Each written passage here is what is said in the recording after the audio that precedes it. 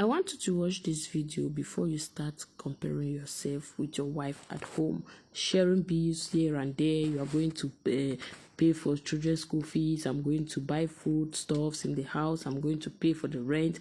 I'm going to do this. I'm going to do that. What men can do, women can do it better. Before you start comparing yourself with your wife or to your wife, please, I want you to watch this video to the end. This one is coming from a guy, not even from a lady. It's coming from a guy. And please don't forget to share this video, like this video. Let's meet at the comment section. Oh yeah, my brother, tell us what we need to hear. Okay, some of you might not like what I'm about to say, but fact is fact, right? The primary responsibility of a man is to provide and protect. From time immemorial. What I'm saying is not a new generation thing. It didn't start today. It's not a Gen Z thing. The way God designed a man is to provide and protect. This is way back from the Garden of Eden.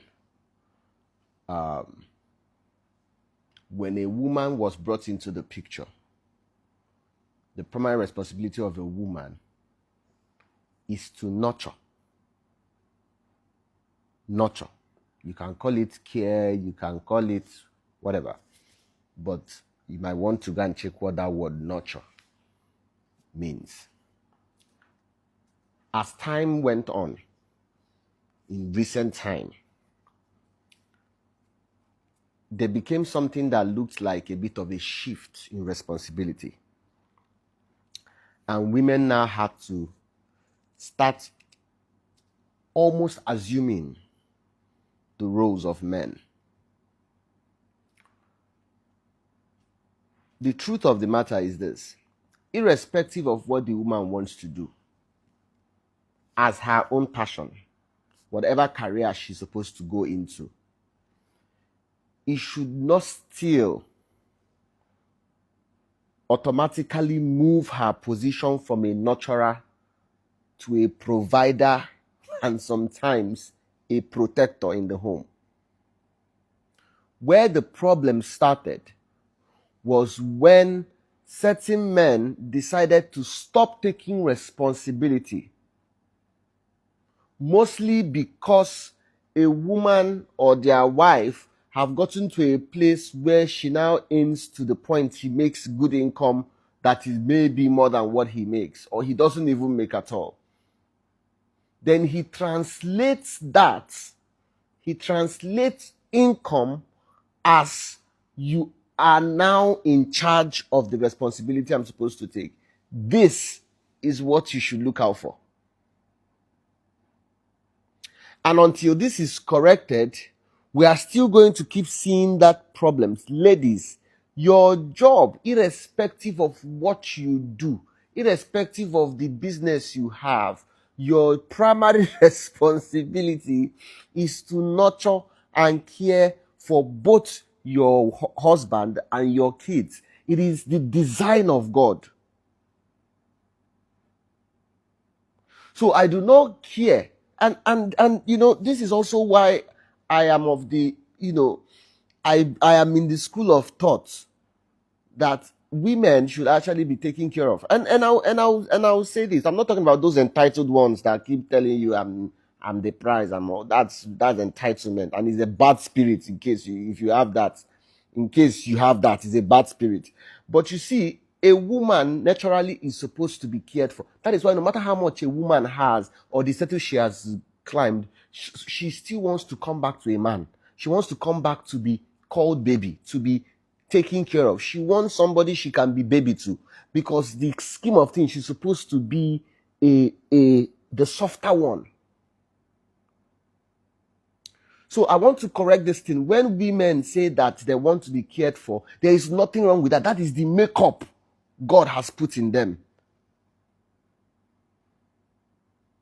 So for men, be able to know when you can tell your wife to pause. All this mindset of we need to split the bill. If you're making enough, why are you suffering her? There are some more important things. I've seen a family in this Nigeria. I will not mention that. I have a family friend. Father busy, mother busy. Their children have grown, all of them. Nothing to write home about. Wealthy family. Nothing to write home about because father was never at home, mother was never at home. Had the mother been at home and they were both making money. But it's this mindset of we are making money and make my own money. And by that, destroying the family, destroying the children. If you're making enough money that can take care of everybody, even extended, why are you now suffering hard to go and do more work? It's wickedness, oh, it's wickedness. And there's also a vice versa on that. If a woman sees that, okay, my husband is trying, he's working, but he's not making as much as I can, what you can do is to find a way to redelegate that his responsibility, even though you're making more money. So you're making money. Don't be giving your children money in front of him when he's the one that's supposed to give money. These are the things kids see. There are certain things that you want to do in the home. What you want to do is to give your husband money in secret, knowing that he doesn't have much to give the children. Let him be the one to give it to the children because you need to show them that in this house, daddy is the head. If you think that you're doing this thing so that your children will know who was there for them, you're destroying the children. It's not the man you're doing. Because you're raising a girl that will grow up and believe that in a home that a woman should be the head and get into trouble in marriage. There should be a balance. And it is in this balance you now find a perfect God. See, there are two types. There is one thing you call God's perfect plan and God's acceptable plan. There is a God's perfect plan which most of us have lost.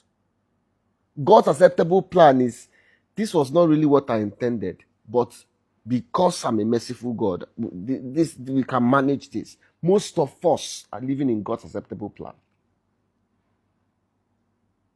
So men, learn to take care, learn to put the woman, no matter how much she makes, no matter no matter how intelligent she is, do not be intimidated by that.